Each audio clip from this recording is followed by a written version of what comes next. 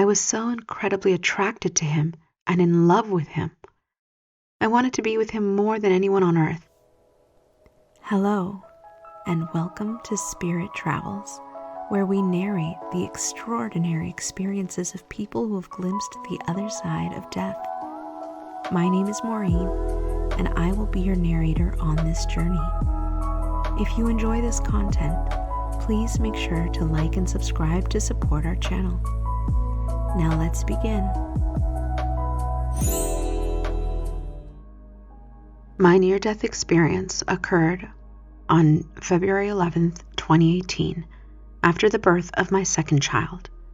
It was the result of an undiagnosed placenta accreta and an inverted uterus. I lost 7.5 liters of blood and had 8.5 liters transfused. 20 minutes after delivering my daughter, my placenta became very difficult to deliver, more difficult than delivering my baby.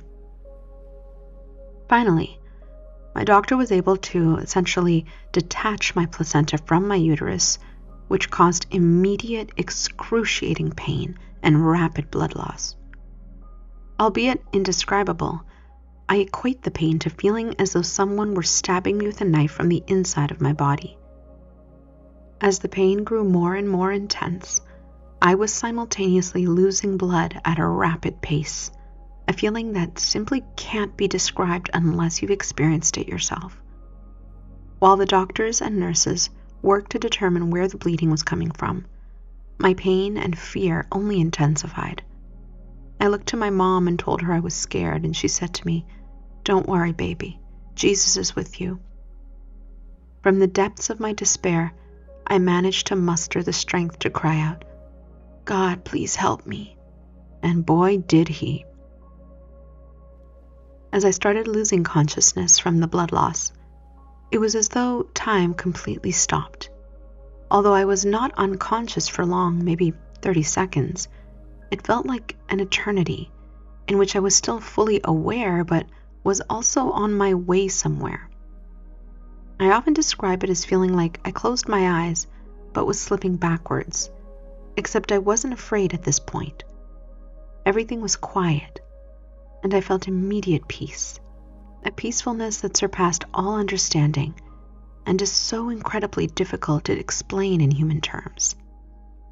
Whereas before I was freezing cold, I suddenly felt so warm and loved. All of my pain and suffering stopped completely. I knew I was dying, but I was completely 100% okay with it. My thoughts went back to the day that I accepted Jesus as my Lord and Savior when I was a little girl. That's all I could think of. I said to myself and to God, there are only two outcomes from this. I'm either going to die and be with Jesus, or I'm going to die and get through this, and God's going to use this. There was no thought of what I was leaving behind, not even my newborn baby, who was no more than 30 minutes old. However, before losing consciousness, I did tell myself to look at my husband one last time. I couldn't form words, but I wanted him to know how much I loved him and how much I knew he'd be okay and how capable he was of taking care of our girls. I remember being woken up from my current state by the team, asking me to stay with them, and I was not happy. All the peace and the warmth I felt fled, and I returned to feeling extremely cold and painful. Once in the operating room, my body was so frigid from having little to no blood. I remember the team having to forcibly move my limbs into position for surgery. I vividly remember a man standing behind me, looking down at me. He said to me, "Look at me, Amanda. It is going to be okay. Just keep looking at me." He had a mask on, but I could see that he had the most beautiful eyes I have ever seen in my entire life. It was easy to look at him. I was so incredibly attracted to him and in love with him. I wanted to be with him more than anyone on earth, and I remember thinking, but I'm married and I love my husband. I really love this man too, though. Later, I asked the people on my team who he was so I could thank him and tell him how much peace he gave me. No one had a clue who it might have been based on my description of him. During my recovery, I thought maybe he was on the anesthesia team, so I searched their practice intently, but I couldn't find him. But I know now that the man that was with me was Jesus. I don't remember anything from my surgery, but I do recall waking up from it in the OR, knowing that I had a hysterectomy. I don't know if I overheard them talking about it or if it was just some kind of feeling I had. I do know that the doctor hadn't spoken to me yet, and when I asked the nurses if that's what happened, they said the doctor would explain everything. In the ICU, I experienced more and more of God's faithfulness and goodness. I knew His angels were surrounding me, and not because that's something we're supposed to think when we're in trouble, but because I felt their presence, and I saw them with my own eyes. It's hard to explain how they appeared, but they were like shadows in the room with me, and they brought me immense peace. I would wake up, see them, know they were my angels, and go back to sleep. Even more indescribable was the power I felt from being covered in prayer.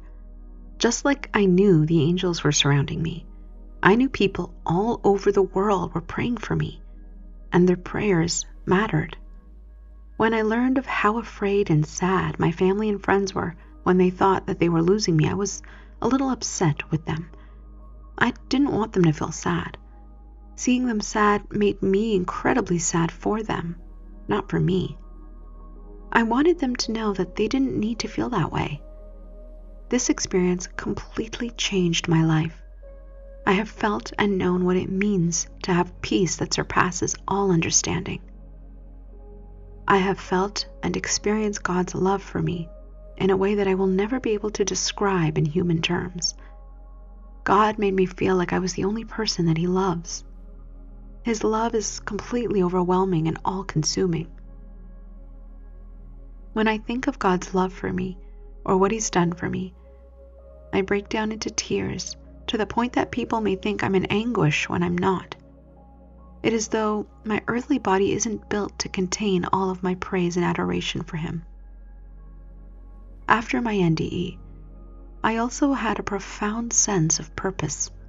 I felt, and still strongly feel, that nothing else matters except God's love, sharing His love with others and furthering the gospel.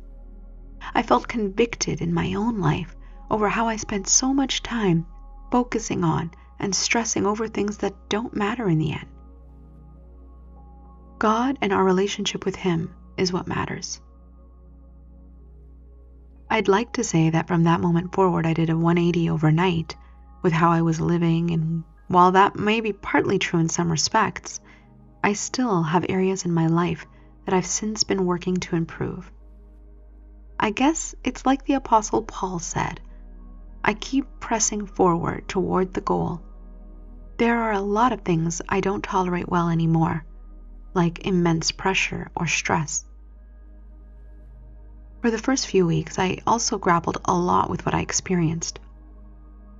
I felt selfish for wanting to be in heaven with Jesus, but also so grateful to be alive and to still get to experience all the beauty and blessings that God has given me on earth. To quote Paul, "For me to live is Christ, and to die is gain." That aptly sums up my feelings. In terms of death, I've never been afraid of dying because of my walk with Christ, and I think the only new emotion that I have is that I want to make the most of my time here on earth, because I know tomorrow is not promised, and things can change in an instant. I do have some fears about experiencing that kind of pain again, but I also know that God will bring me through anything. Talking about my NDE with others can be hard. I can only really talk to my mom about it and my kids. It's hard to explain, but people have often gotten frustrated or annoyed with me for talking about it too much. It's like they expect me to move on, but how can you move on from something that completely changed you and never talk about it again? There are certain people that I can talk to about it all, like my mother-in-law, who, though she's a devout Catholic, doesn't believe me. She doesn't even believe I almost died, even though she was at the hospital when it happened. I'm thankful that God allowed me to experience just a glimpse of what heaven will be like.